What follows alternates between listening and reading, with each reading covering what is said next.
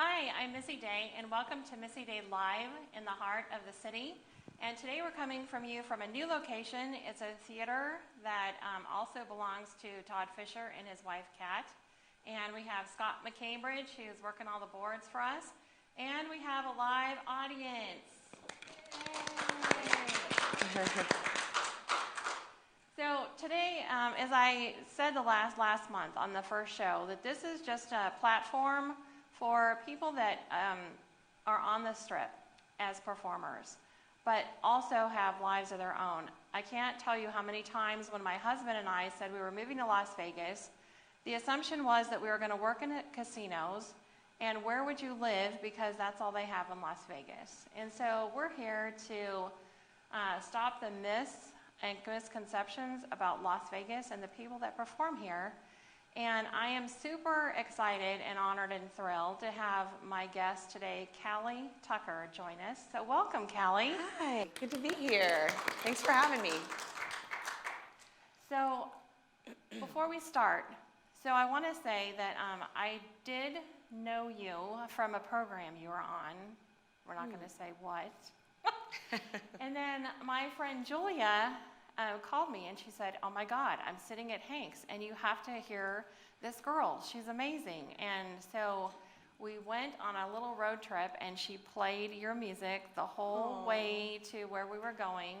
And I was like, "Oh my gosh, she has an incredible voice." And then I'm like, Cali Tucker, why does that sound familiar to me? So I do what we all do. We Google, right, somebody to find out who they are. So I'm just like so honored that you're here. Thanks. And you are so talented.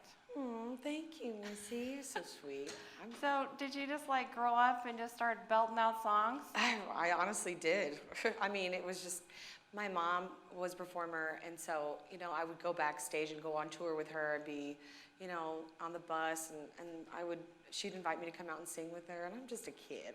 So I got the bug really young to do it. And then, but I think everybody finds their own voice at different times in their life. So I don't think it was honestly until I moved to Vegas that I really kind of channeled what kind of sound that I wanted to do, and kind of what my voice was going to do, and it's just honestly gotten stronger and stronger the more I perform, and I perform quite a bit here. So, but yeah, I've always wanted to be a singer. I really knew I never wanted to go to school. I hated school. I really didn't see myself going to college, and I just wanted to go out there and start writing and making music and traveling. So I did, and I was on The Voice, so you could say it. You could say it. She was on The Voice. Yeah. Yeah, you actually sign the NDA when you're there, but after the show's aired, you can talk about it. But yes, okay, I was on the season 6 of NBC's The Voice. And Team you were Blake. really good. Thank you. I had a great time. The best thing I got out of that show was the friends I made.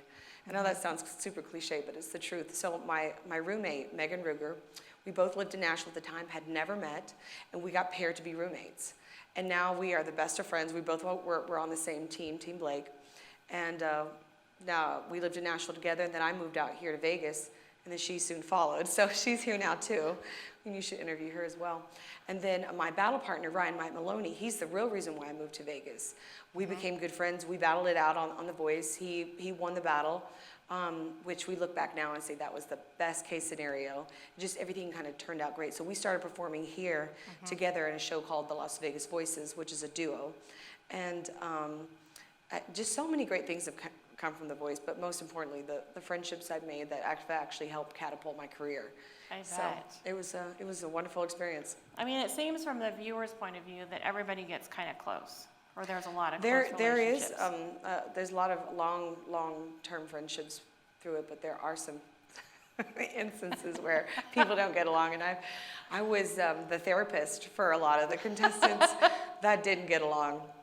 I was kind of like the mom. Everybody kind of came to me. I'm like, okay, well, we're going to work this out. But yeah. So do people really see the coaches? Not as much as you think. You do see them, mostly when it's on camera.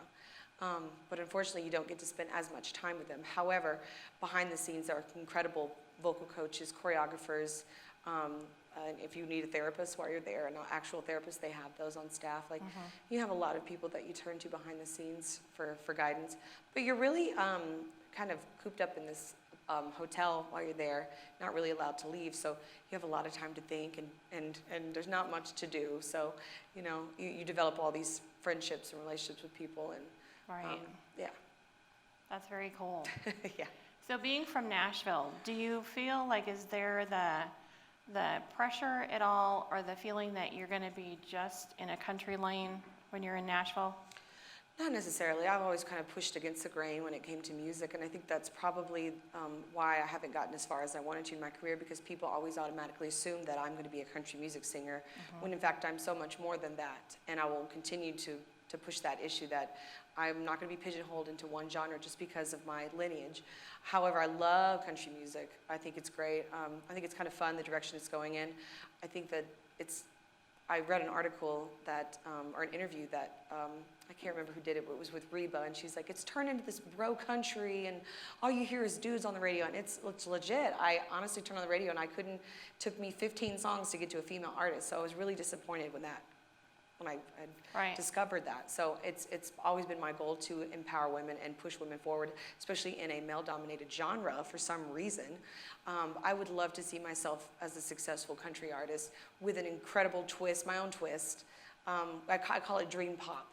So it's like country dream pop is my, you know, if you want to put me in a genre. But I'm pushing towards that goal. So what do you think that is? Because when I never liked country music until Garth Brooks, you know, came out, and I was like, oh yeah, okay, that's all right. And at that time, in the olden days, they had a lot of women performers, country artists. In the 90s, it was an incredible time for performers and women in country music. I don't really know what kind of veered off. I'm not sure. It's a great question. I've been asking that question for a couple years now. Like, what happened? What's the key ingredient? What is it that a woman has to do to get the attention of the labels and of the fans? And I'm not really sure of the answer. I'm still discovering that. But if I had been at the right place, the right time in the 90s, man, I'd be the biggest star ever. I would have loved to have been, because I'd sing a lot of 90s country, like the Judds and Brooks and Dunn, and I love that stuff. So, yeah. It's funny how things will evolve and it will come back around. We just got to keep pushing the issue, you know, and making ourselves known and present within that genre. So, has anybody in the audience seen Cali perform before? A handful. We got to change that. We got to get everybody else. No.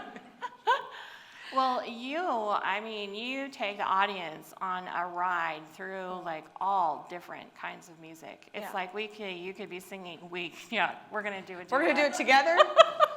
It's a new duo. Get ready, y'all. You can sing Aerosmith, right? And the next thing we're singing like a country song, and then the next minute we're all Adele, we're all over the place. Like I said, I cannot be pigeonholed into one genre. I will lose my mind. I love way too many styles of music. And I tell people when they come to the show, you know, give me a song you want to hear. And they go, oh, I don't know. You put me on the spot. I'm like, this is really easy. I make a game out of it. Okay, pick a genre. Country, rock, pop, oldie, standards, jazz. Pick one. You know, so they'll pick jazz or something. And I'll say, how about Norah Jones? They go, oh my God, yes, Norah Jones or Diana Krall. So we make a game out of it. I help them figure out what they want to hear, you know. I just do it. Julia, when we saw you at Anthem, I was like, if I were her, I'd be so nervous just to open it up to like anything like that. You know what I mean? Yeah. Because I was like, oh my gosh, I don't know. How do you remember all the words? I don't. Of all, it's because you're young. I read them sometimes. I'm not gonna lie. And just so as you know, there's a lot of artists, country or pop or huge shoe stars. They got monitors and they got the words right there. So, you know, sometimes you forget them. But yeah, I do read the words sometimes, but I know a lot of them. So repetition helps you. You just do it more and more. And so a little birdie told me that on Monday nights you're at Hank's. Yes, but I'm also there on Fridays as well. Oh, Friday and Mondays? Friday and Monday at Hank's Steakhouse at Green Valley Ranch. Friday I'm there 6 to 11, Monday 5 to 10.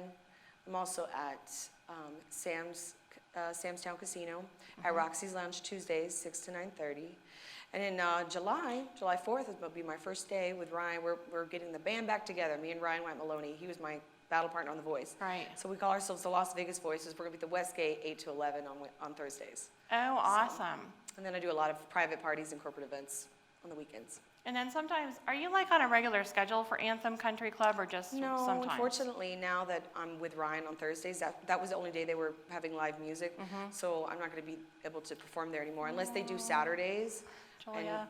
And so, yeah. Well, we'll just have to go to someplace else. Yeah, you got a lot of options, so. Yeah. So do you do the same thing like at Hank's and Sam's Town where you just open it up and let Yeah. people do Yeah, I think that's the most fun way. I mean, I think it's kind of interesting to be able to go to a show and then it's kind of like picking from a catalog of, I should have a catalog for everybody to kind of go, oh, I love that song. Will you sing that song? But, and then a lot of times people request songs I don't know, I've never done, and then I try it and it winds up being like this incredible new song that I have in my repertoire. So I have a free-for-all. I love it. It keeps things interesting. Otherwise, when you're singing 6 nights a week or whatever, you can get, kind of boring if you don't switch it up. So I like to keep it interesting. So what do you do since you perform a lot at night? What do you do for like self-care? During the day? What's your self-care thing? That's a great question. I went through really bad, 2 years. I had lost a dear friend and a business partner. I was working a lot, and I was really not taking care of myself, and I gained some weight and was feeling really down, but I wasn't unhealthy. I just didn't feel good. So I actually got onto Jenny Craig, and I lost 42 pounds, and I was very proud of myself for that. And I still got into cycling and yoga, hot yoga. So that's been, a big help in, just recovery. But the most important thing, vocally to be able to perform, for me to perform every single day is to sleep. Sleep, sleep, sleep, rest, rest, rest, lots and lots of water. Actually go get IV therapy done, which I love. I highly recommend it. If you've never been, you just go to this place that's certified or qualified to give you an IV. And they sit you in this massage chair, and they pump you full of fluids and different vitamins, and it just kind of gets you right back on track, with hydration. So, wow. But, I really don't have so much of a personal life outside of music because I'm married to it. This is my love, my dream, my career. I've always put that first and foremost. So when people are always like, what are you doing later? I'm like, I'm going to bed. So it's hard to have any kind of life during the day when you've got to sing that night. And, I don't drink anymore because it dehydrates you. So, that's what people do socially, and that's what we did in Nashville. I mean, we just go out and drink every night, but now it's just not part of my life. Right. So it's a little difficult to, do anything other than focus just strictly on maintaining your health. So let me ask you this. So I do a lot of talking for my business because I'm a business coach and I'm also a speaker. I do a lot of training. What do you do for your throat? I don't. I really don't do much. Like I said, just hydration. I don't suck on lozenges. I drink a lot of coffee and Red Bull. Just terrible. People always ask me, how do you do it? That's not good for you. I'm like, oh, it'll hit me one day. Where does it? But I don't suggest that for everybody, of course. Everybody does. I've got a Dendel. She was on The Voice. She actually lives here in Vegas now as well. She was on my season. She drinks milk. She don't drink water. She doesn't touch water. She hates it. And the people say the rule of thumb is never to drink milk before a show, and I'm like, yeah. It's different for everybody. So there's no rules. It's whatever works for you. So as long as I have that energy, the caffeine, I'm good. And I do a little warm up prior to performing, just So yeah, always warm up your voice, but you get into a pattern of how it's going to work for you. So teas are good, but what's your most favorite thing about being a performer? It is I don't know, there's a release. There's something there that it's like I have to get it out of me. It's I don't really know how to explain it. It just feels really good to sing and perform because I could be having a really bad day. Oh man, such a bad day, and now I've got to go and be happy and make other people happy when I'm just not happy. It's a lot of pressure. Right. And as soon as I get on the mic, it just disappears. just totally disappears. There's nothing in the world like it. There's something magical. There's a magical aspect to performing and singing. And that also goes with writing too. It's like when you get to write your own song and perform it, it's like, oh my gosh, I finally got what I wanted to say out there in the way that I wanted to. So it's like therapy almost. It's kind of like a baby, you know, something like that. Absolutely, yeah. It's just a great feeling because I get to do what I love too, you know. I love what I do, and I don't ever want to stop. I want to change the levels in which I do it and the dynamics of it and move forward, continually progressing in my career, but I just don't ever want to stop. And I hope that God willing will continue to allow me to do it every day I can. Well, you can tell. I mean, there's some performers now where you watch people and it's like, you know what, it's time to sit down. Yeah, you know what I mean? I know. Well, I think that also, that applies to me as well because I go, okay, I'm 34 and I have different goals in my career that I want to achieve and, you know, and the success of it. But I don't want to always be a Vegas lounge act, you know, because I think that's what I'm considered as of now. And that's wonderful. I love that. I'm so blessed that Vegas has, you know, opened their arms to me when Nashville didn't. Right. So, but I don't want to be doing that forever, and I don't want people to say when, you know, I'm in my, you know, late 40s or whatever time, honey, I think it's time to find something else to do. So I consider myself an entrepreneur on the side. I really love doing a lot of different other projects that bring in, you know, secondary incomes and that potentially could, you know, lead me into a different path in my future. But I always will have music in my life. I will always be doing something regarding that. But I'm not thinking of a plan B. I'm just, you know, have these little rivers streaming out, you know, that'll hopefully bring me income coming back in. Which is good. Yeah. I'm just trying to be smart. So what's your next goal? What's your next big thing you want to do? I want to travel. So it's kind of like I came here, I conquered Vegas, I love it. I bought my house here. You know, music bought me my first home by myself. I'm so proud. Oh, sorry. And that was a huge accomplishment for me to do it without having a man, you know. Love it.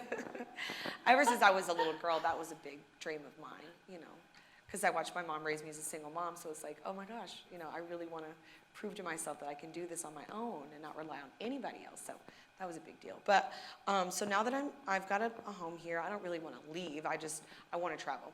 So my goal is to find, and I work really off of referrals. Safety comes first, and my care comes first, so I want to find a wonderful referral of a great booking agent that books outside the country. I want to be able to do residencies in Dubai, Singapore, Monte Carlo, France, you name it. And, you know, 3 months here, and then move over here and do 3 months, and whether it's at casinos or hotels or events, whatever, I would love to be able to do that. So that's, hopefully we'll find the right person to facilitate that. But also I've got my EP that's going to be released sometime either this year or early next year. We haven't decided.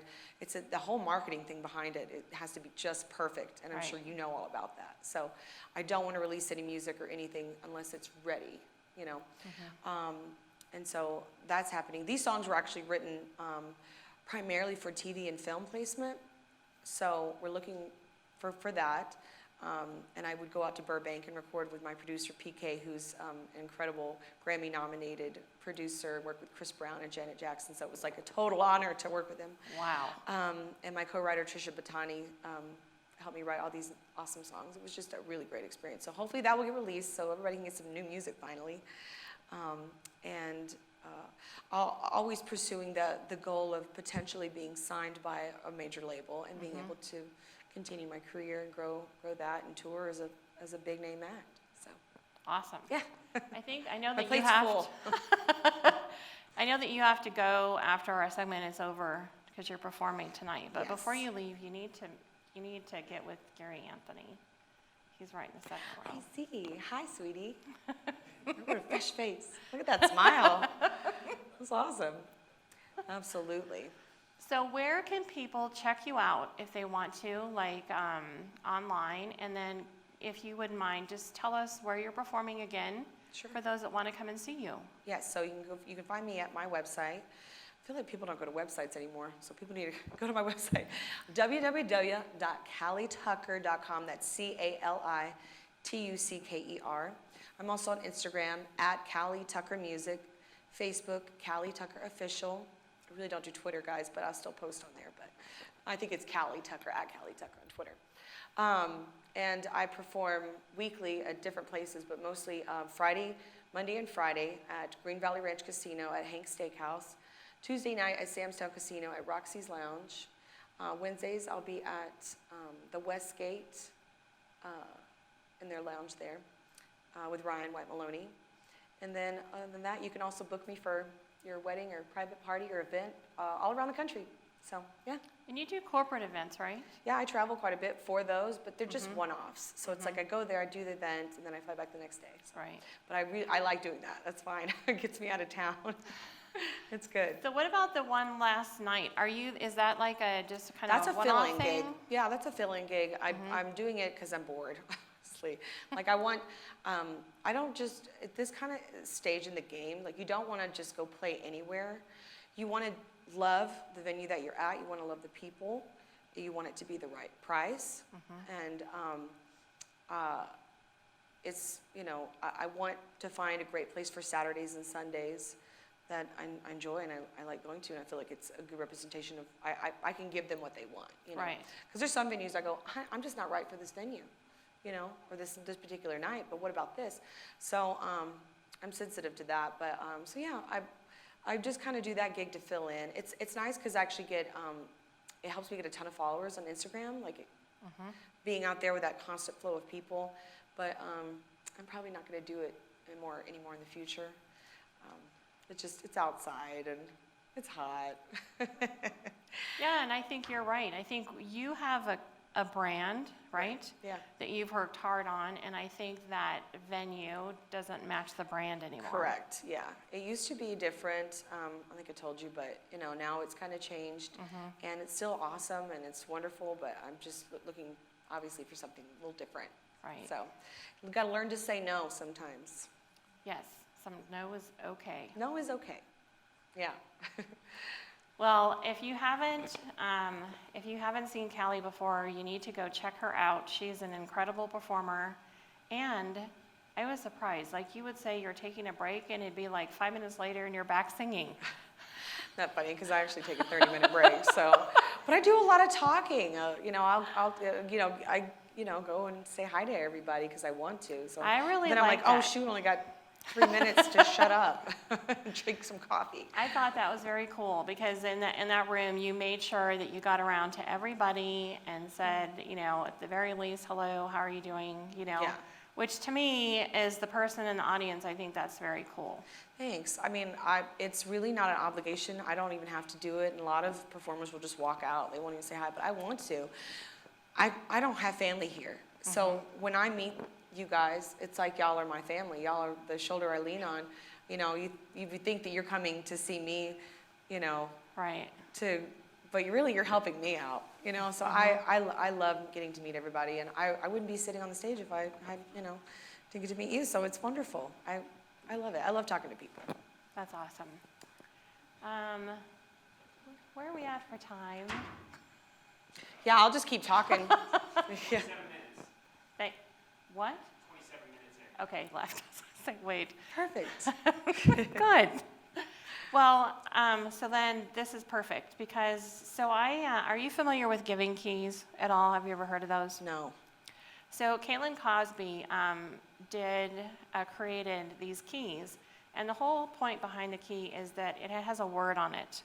A word that can mean many things to you. Personally, I pick a word every year that I want to manifest into my business. And so you put it on a key and you wear it until you find somebody that you want to pass that key on to. Oh my gosh. So my word for this year has been increase. And I will tell you this word has worked immensely in bringing me increase for my business this year. Oh, and man. so I want to pass this on to you. Oh, I'm going to cry. You're so sweet. Thank you so much. I will So wear then this you with keep pride. it, and until, you know, it has served its purpose for you, and then you pass it on to somebody else. I will 100% do that, and I'm going to wear it every single day because we got to support each other, you know? That's incredible. Thank you so much. You're welcome. I cannot wait. I feel like this is like my magic key now. It brings me so much. Thank you so much, Missy. You're welcome. And I'll be Appreciate excited you. to see how it works for you, too. I think, it's gonna. It's going to be exciting. You just give me my boost for the day.